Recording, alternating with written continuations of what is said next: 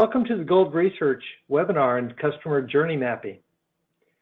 I'd like to introduce myself and Matt Tolman, who will be giving the webinar today, and talk about the content of what we'll cover, which will really be about how to do journey mapping, the value of journey-based and journey-focused research, the importance of behavioral research, what you can use it for, and some of the outputs that come from journey mapping, and then where to start your own journey.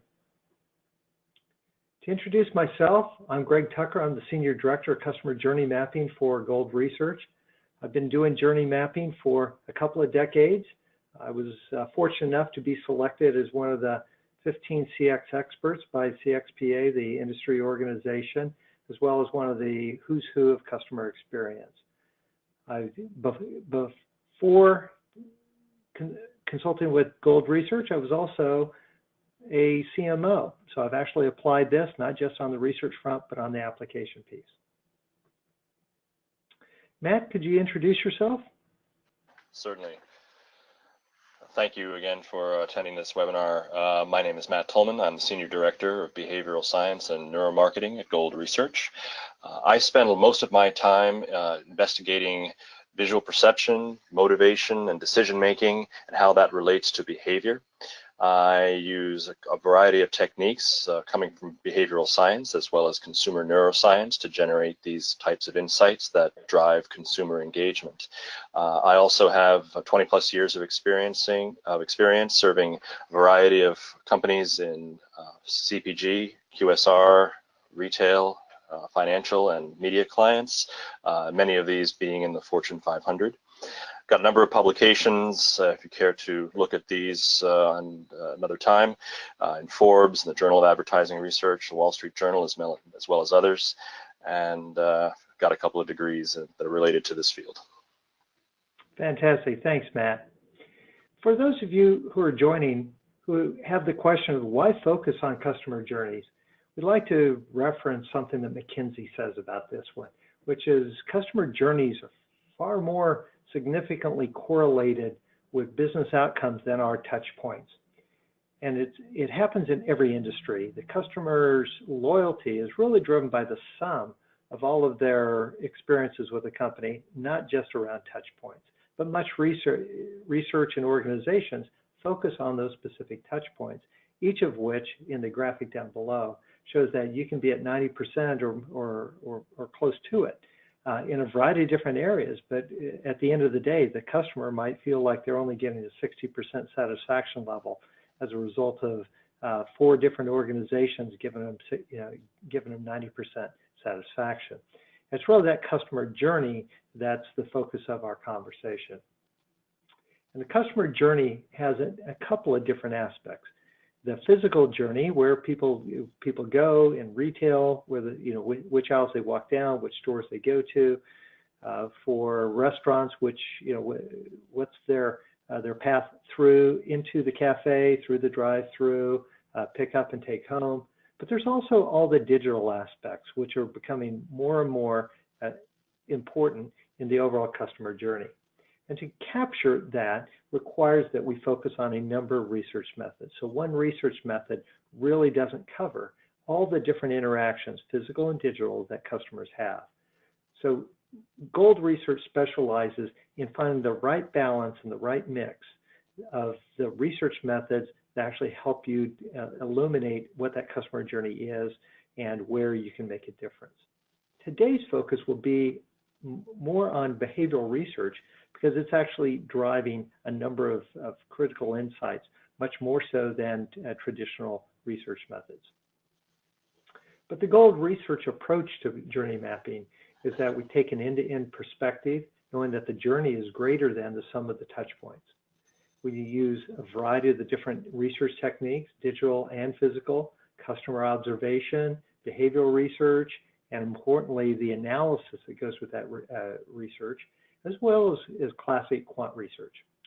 We specialize in the moment methods and insights about behavioral observation, eye tracking, biometric data that Matt will talk through today, as well as shop along and home ethnographies and in-depth interviews digital IDIs and eye tracking for purely digital experiences. And then we develop journey maps that integrate the words, the numbers, the images that represent the customer journey from end to end. That makes a memory and a well-recognized journey that can align an organization. We also provide deep research detail to support the different planning decisions inside of our quantitative analysis. And for many companies, they like to have different journey maps for different personas, different retailers, different segments of the market. So that's Gold's approach to this.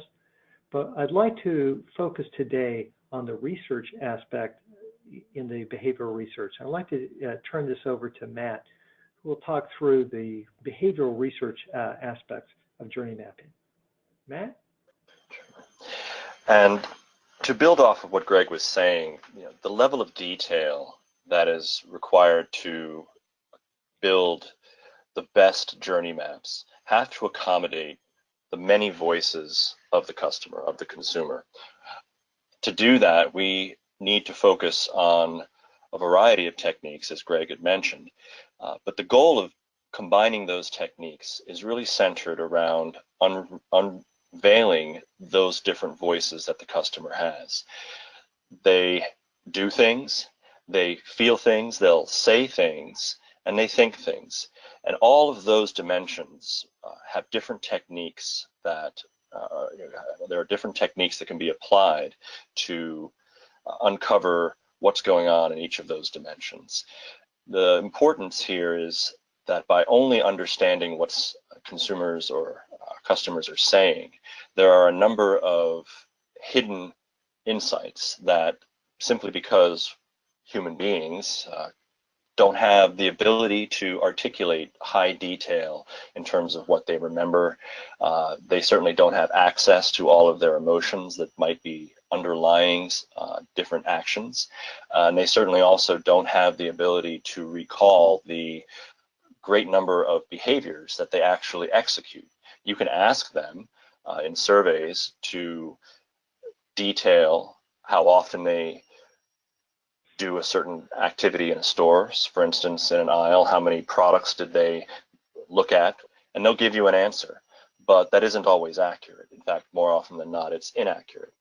And to truly understand the complete customer journey, whether it be in the store or at any other of the variety of touch points that are available to customers, consumers along the journey, it's important to be able to quantify these things in a way that gets around some of these biases. It's also important to use techniques that are capable of understanding how customers feel when they don't want to tell you what is on their minds or what they are doing. There are certainly categories which would be strongly considered being sensitive in terms of getting customers to talk about how they truly think about brands or usage or activities relating to the purchasing of those types of products. So in order to get around many of those biases, we combine these techniques because it's important to be able to unravel some of the different approaches that customers take to reveal their intentions. On the next slide, we have a summary of some of the techniques that we apply in the behavioral science space, and they're organized here in an order from more macro, larger context to very specific and highly refined techniques. The first is behavioral observation. This provides a comprehensive landscape of all the different types of physical interactions that customers engage with along the journey. So this can be anything from how they move through a retail environment or through a restaurant, a fast food restaurant. It could be how queue experiences are unfolding in these environments. It could be product switching or comparisons that are occurring at shelf. But there are a myriad of behavioral components that, when quantified, can paint a much more robust picture of what is happening at any of these points along the customer journey. We call these pivotal moments. So in order to understand where these what these pivotal moments are and when they occur, behavioral observation is critical. To get a more micro level read, this is what we're talking about in terms of interactions with packaging elements such as logos or information on a package, signage in an aisle, television, could be digital media, any visual component. We use eye tracking to better understand the nature of those experiences in terms of what is drawing attention and what is holding attention. The biometrics are used to understand engagement. So if we think about all of the physical interactions that can be decoded using behavioral observation and eye tracking, what those don't typically tell you are what the implications or what the impact is on the mindset of the customer. Biometrics allows us to have visibility into that, again, without needing to ask them explicit questions in terms of how excited they may feel or whether that excitement is positive or negative. On the following slide, we'll detail some of these techniques in with more specificity. So how do we capture behavioral data?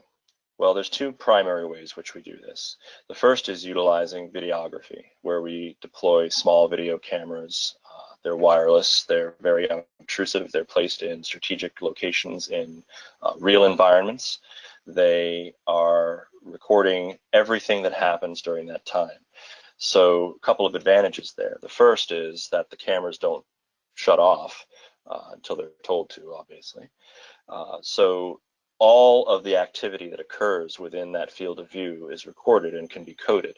So the speed at which you collect data is greatly enhanced, and you can capture many, many more observations in a given period of time than if you are collecting behavioral data utilizing either self-report or utilizing manual observation, although there are certain contexts where manual observation is either preferred or mandatory, and we have those capabilities as well. So what do we do with this information? The two primary outputs from the behavioral observation at the highest level are common routes through locations. Where do customers go first? Where do they spend most of their, where do they spend their time? What is the sequence of events or sequence of experiences that they engage with? Are there common paths which can tell a retailer or a brand marketer where the best locations for marketing messages might be to maximize exposure? Another layer of this higher level behavioral observation reveals what we call hotspots and cold spots, utilizing heat maps. And this can tell you where customers are spending most of their time, what types of displays or categories are receiving the most traffic. And from a retailer standpoint, this is important information, again, to allocate resources or to redesign to maximize the amount of the environment that customers are shopping. So if you notice areas that are receiving very little traffic, that's the first clue that something needs to happen to help draw customers to those locations. The other techniques we'll get into momentarily can tell you what kinds of actions you might want to take to enhance that behavior.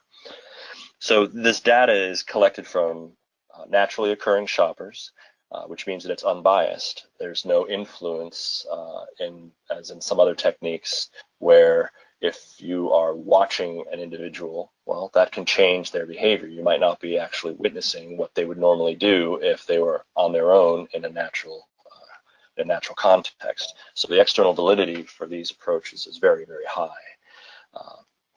It's non-invasive, again, so the ability to have these in place for long periods of time adds a high degree of quantification. So there's very large sample size collected in a very small period of time. An additional advantage of having a knowledge estate based on behavioral recordings is that it can be remined. It can have questions asked of it even beyond the initial question set for a particular research initiative. This is not something that's typically capable when you have traditional methods where you ask the questions you're going to ask, and if you need to ask more questions, you have to go back out and collect more data. In this sense, you have a wealth of information that you can code repeatedly for different types of behaviors that you may not have seen as being important at the outset of a particular research initiative. On the next slide, we'll talk a little bit about eye tracking. So the primary goal of the eye tracking is to find these pivotal moments at a greater degree of granularity and to discover the key drivers of noticeability and engagement which drive decision making.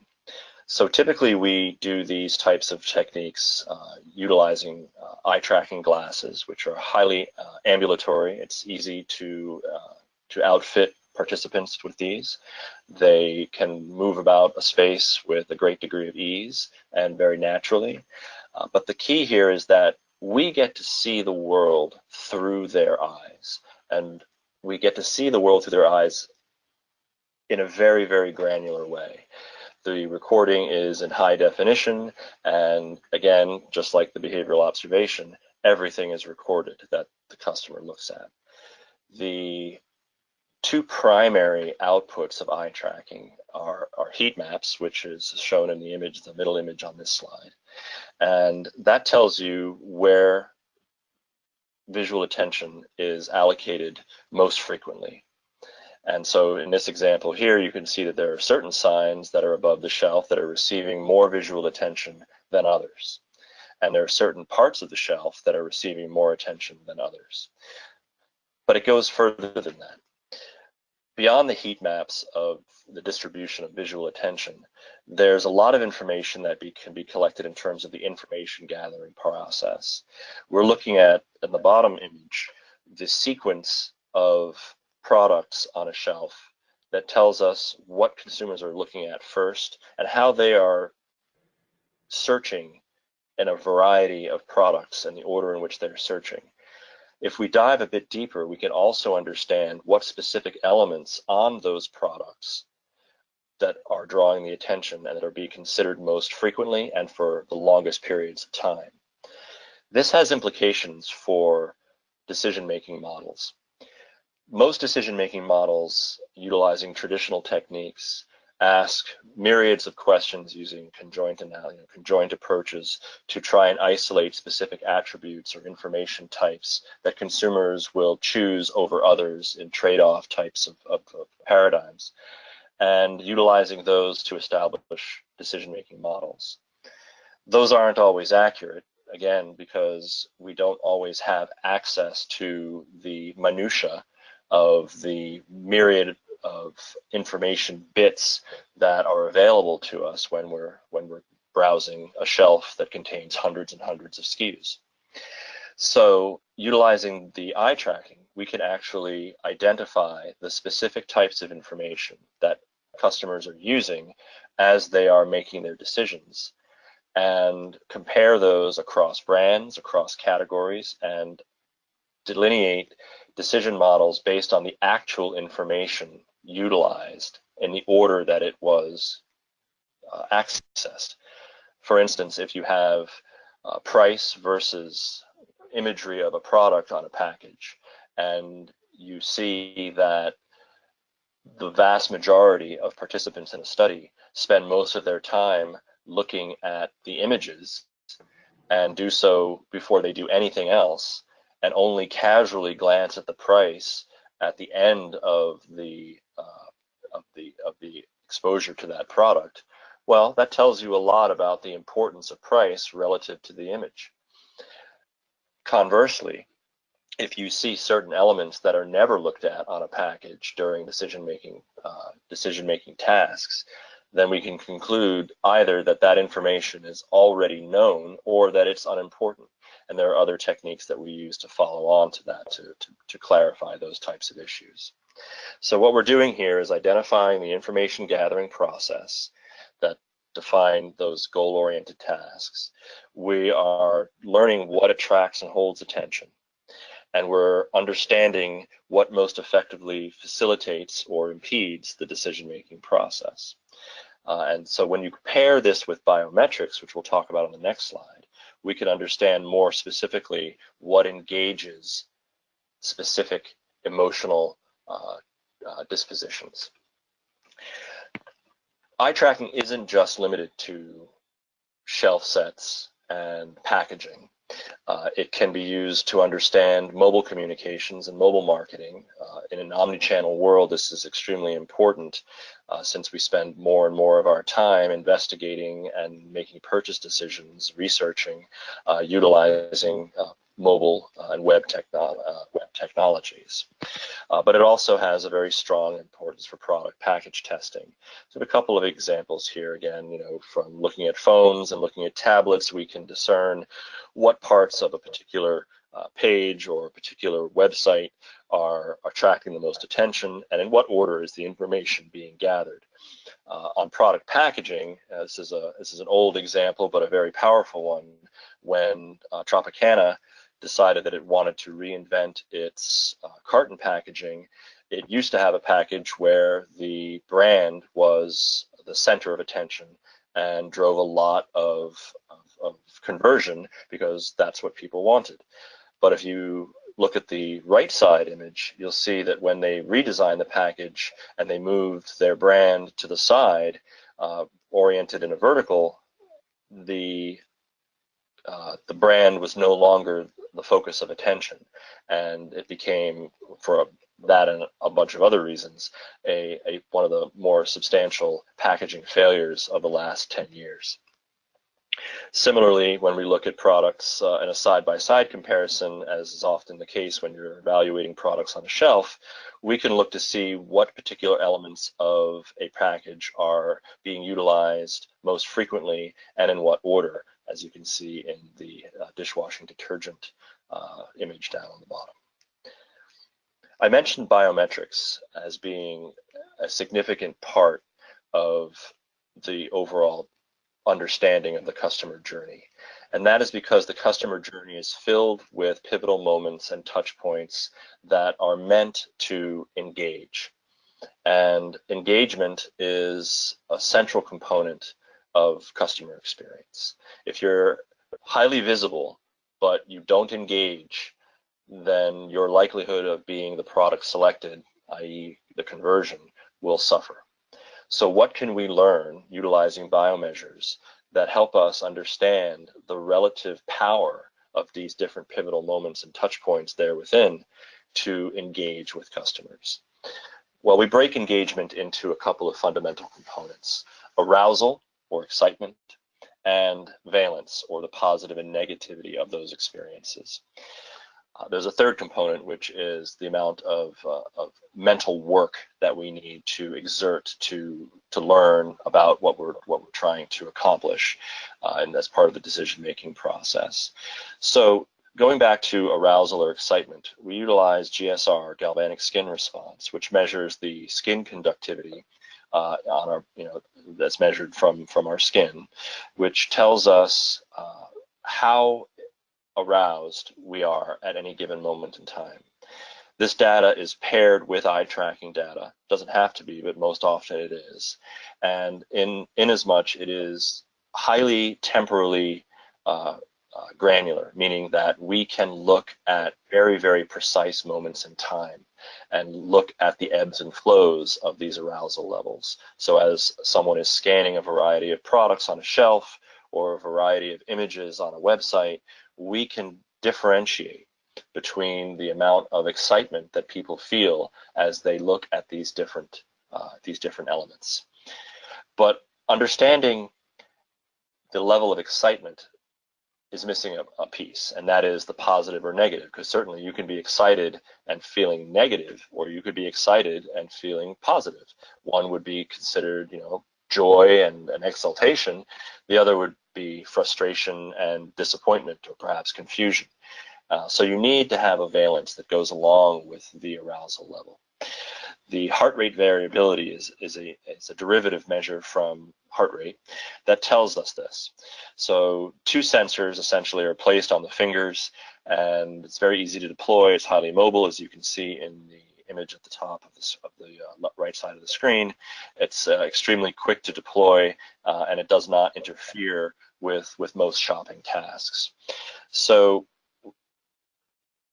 combining those two measures tells us both the degree that people are feeling excited and the valence, and applying that across the variety of touch points, regardless of whether you're in store or at home, reading a newspaper, watching an advertisement, seeing a movie, engaging in a financial transaction, whatever it may be. All of these can be learned about in a very granular way in terms of what is being looked at, the order in which it's being looked at, and what the emotional impact those exposures have. I mentioned that there's a third dimension to the biomeasures that we typically deploy, and that is cognitive load or mental effort. This is an important dimension because it tells us about how much information is being processed, or how hard you're asking customers to work to execute their learning or their behavior. Websites are great examples of this. If you have a website that is very well designed and is highly intuitive, the amount of mental effort required to get from point A to point B to C, etc., to the place where you ultimately, or where customers want to go, is streamlined. It's seamless. And we as human beings, again, as information processors, have a variety of heuristics or shortcuts that we're constantly deploying to minimize the amount of work that our brains are doing. It's just the way we're wired.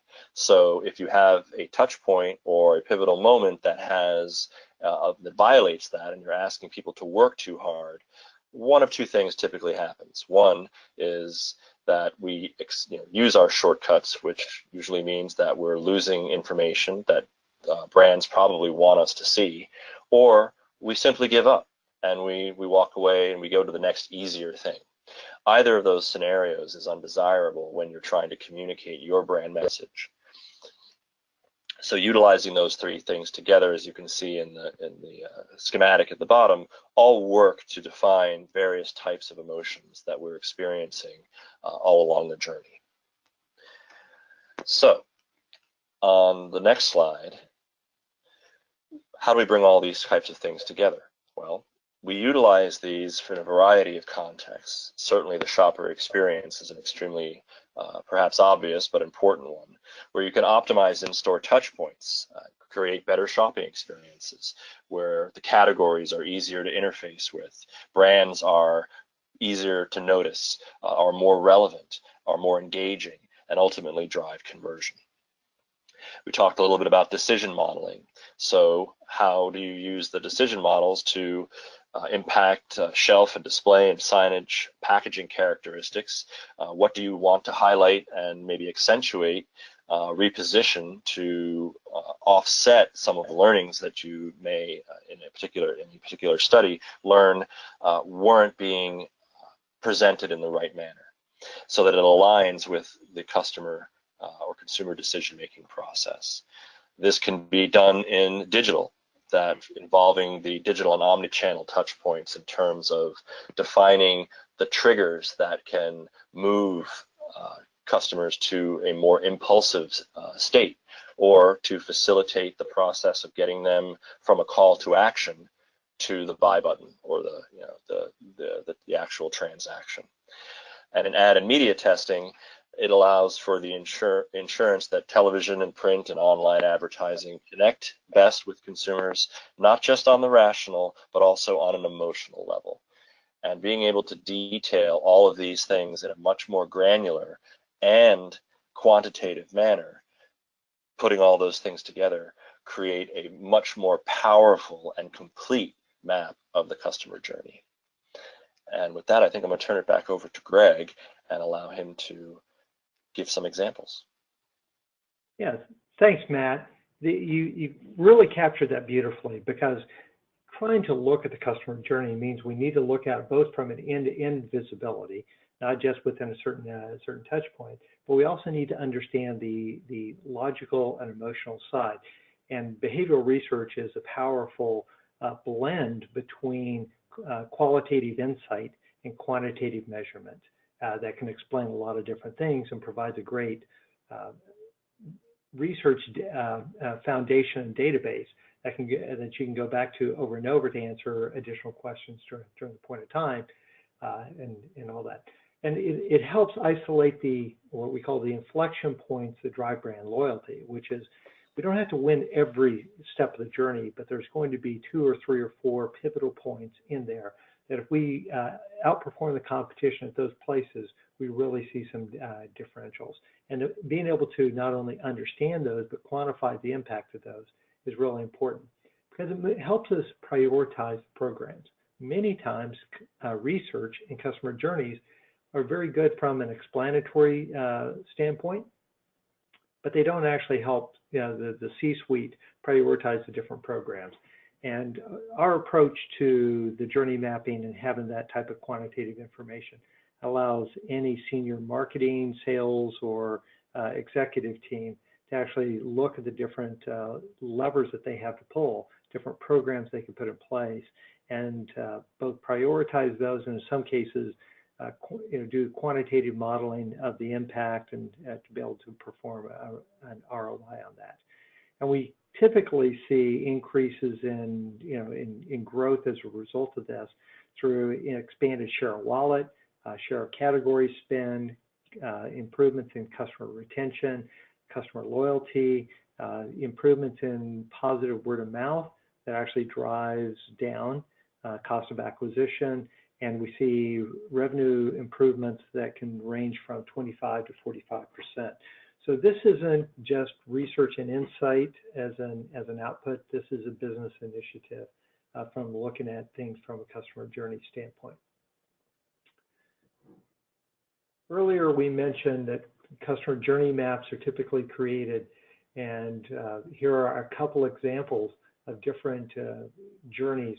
One through a retail situation, one with cleaning products, about the different stages people walk through, where their pain points are, the imagery they see, where they're excited, where they're frustrated. All that comes from all the variety of research that we do, as well as behavioral research that Matt described. We also kind of look at the down below where the digital influences are and where they need to be along the journey. So for those who are just getting started, we get a lot of questions about how do I love customer journeys, but how do I get, where do I start? And there's really 3 tips that we've learned at Gold Research. First is create your journey hypothesis. There's nothing worse than just having a bunch of ideas floating around in different people's heads and pretending that becomes common knowledge and aligned thinking.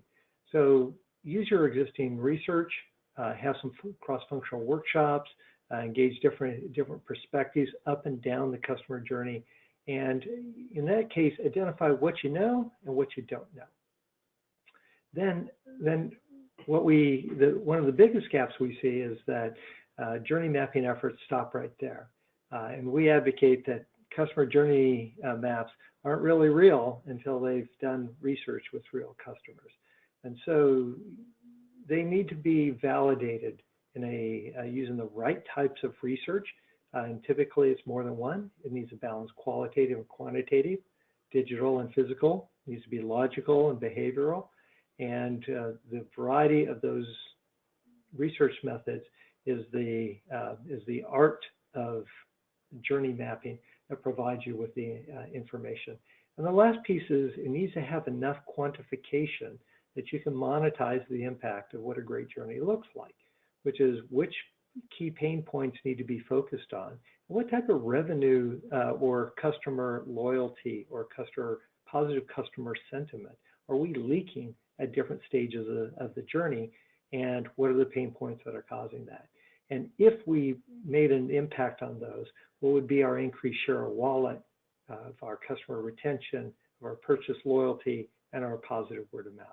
It can be done. It just requires an end-to-end view of the journey and using the right research methods that balance qualitative insight and quantitative modeling.